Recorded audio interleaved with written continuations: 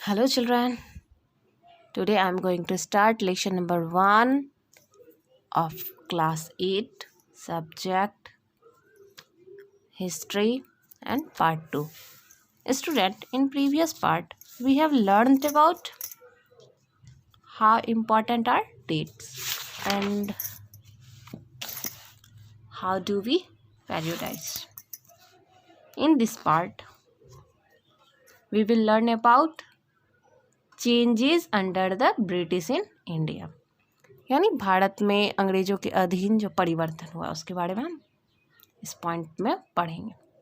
तो changes under the British in India यानी भारत में अंग्रेजों के अधीन परिवर्तन। Till the closing of 19th century British were changing their position from traders to master of India subcontinent. तो भारतीय उपमहाद्वीप में 19वीं शताब्दी के समापन तक भारतीय उपमहाद्वीप के व्यापारी से लेकर के स्वामी तक जितने भी अंग्रेज थे वो सब अपनी स्थिति को बदल रहे थे, है ना। Acquisition and expansion of territorial position in India increase the involvement of the east India company in tax collection, particularly revenue from land. तो भारत में क्षेत्रीय कब्जे के अधिग्रहण और विस्तारण ने कर संग्रह, भूमि से विशेष आय में ईस्ट इंडिया कंपनी की भागीदारी को बढ़ा दिया। ओके, दिया है the different British policies like creation of colonial state had a profound effect on the Indian society.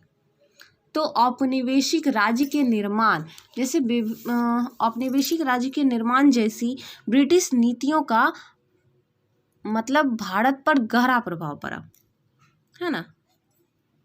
British नीति जो थी औपनिवेशिक राज्य के निर्माण की जो ब्रिटिश नीति थी, इस तरह की विभिन्न ब्रिटिश नीतियों का भारत पर गहरा प्रभाव पड़ा। Next point is sources of history of the modern period यानी आधुनिक काल के इतिहास के स्रोत। The sources of information about the period can be divided into 2 category यानी काल के विषय में जो भी जानकारी के जो स्रोत है उनको 2 भाग में विभाजित कर सकते हैं, है ना। Primary sources and secondary sources, प्राथमिक स्रोत और द्वितीय स्रोत। तो प्राइमरी सोर्सेस में क्या होता है? Primary sources include literary sources like government reports, literary and artistic evidences of proofs, files, books, painting and archaeological remains such as monuments and artifacts. तो सबसे पहले हम लोग जान लें कि किसी भी काल के यानी आधुनिक काल के बारे में इसमें दिया गया कि मॉडर्न पीरियड के इतिहास का स्रोत। तो इसमें यहाँ पे दिया है कि यानी जैसे कालावधि के विषय में जानकारी देने वाले साधन को हम लोग 2 भाग में विभाजित कर सकते हैं। तो प्राथमिक स्रोत और द्वितीय स्रोत। तो प्राथमिक स्रोत में क्या आ जाता है? तो प्राथमिक स्रोत में काल अवधि के विषय में जानकारी जो मिलता है, जैसे प्राथमिक स्रोत में साहित्यिक स्रोत सम्मिलित है।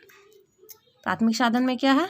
साहित्यिक साधन सम्मिलित है, जिसमें कि गवर्नमेंट रिपोर्ट्स यानी यहाँ से हम लोग जाने कि सरकारी विवरण, साहित्य, है ना, और कलात्मक साक्ष्यों या प्रमाण जैसे दिया है फाइल्स, बुक्स यानी पुस्तकें, पेंटिंग्स और पुरातात्विक अवशेष जैसे स्मारक हम लोग बोल सकते हैं और कलाकृति इत्यादि।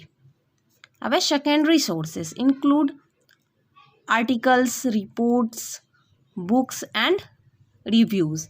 द्वितीयक साधन में लेख, विवरण, पुस्तकें और समीक्षाएं सम्मिलित हैं। These literary and documented sources of modern period distinguish it from the earlier periods, which depended on sources like archaeological excavations, fossils remains, cave painting, pottery, coinage, biographies of rulers, travelers, etc. तो आधुनिक काल के ये साहित्यिक और प्रलेखित साधन इसे प्राचीन काल से अलग करते हैं, जो पुरातात्विक खुदाई, जीवाश्म अवशेष, गुफा की चित्रकारी, मिट्टी के बर्तन, सिक्के या फिर शासकों के जीवनी और यात्रियों आदि पर निर्भर था। Written sources are available not only in Hindi and English but also in original language. यानी लिखित साधन जो है ना केवल हिंदी और अंग्रेजी में बल्कि क्षेत्रीय भाषा में भी मौजूद है। These sources illumine administrative, political, constitutional, social, economic, cultural and religious aspects of Indian history from the early days of the British settlements in India till they left in 1947.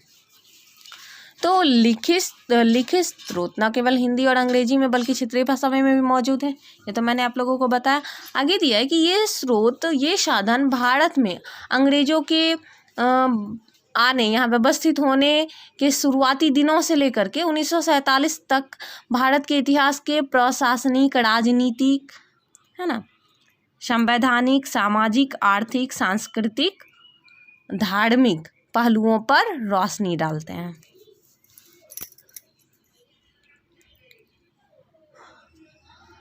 The archival records of government of British and India are available in National Archives of India at New Delhi.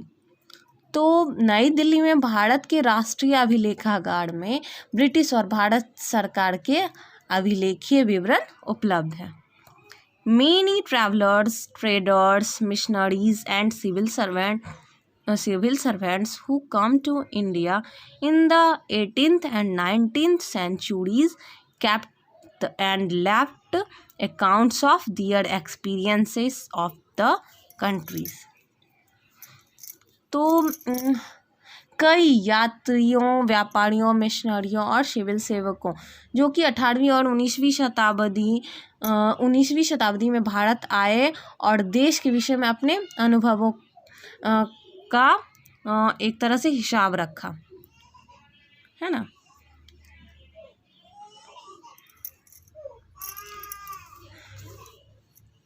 तो ये सारे अभिलेख मिल जाते हैं कहाँ? तो new Delhi में जो अभिलेखागार है वहाँ पे ये सारे अभिलेखीय विवरण उपलब्ध हैं। स्टूडेंट, यहाँ कुछ इम्पोर्टेंट पॉइंट्स दिए हैं, चैप्टर समरी। ये भी आप लोगों के लिए बहुत ही इम्पोर्टेंट है, इम्पोर्टेंट पॉइंट्स है। आई होप कि आप लोग इसे याद कर लेंगे एंड आई होप कि आप लोगों को सारा अच्छे से समझ में आ गया होगा। Okay, so student, it is the second part of this lesson. I will meet you with the next part where we will solve these questions. Okay.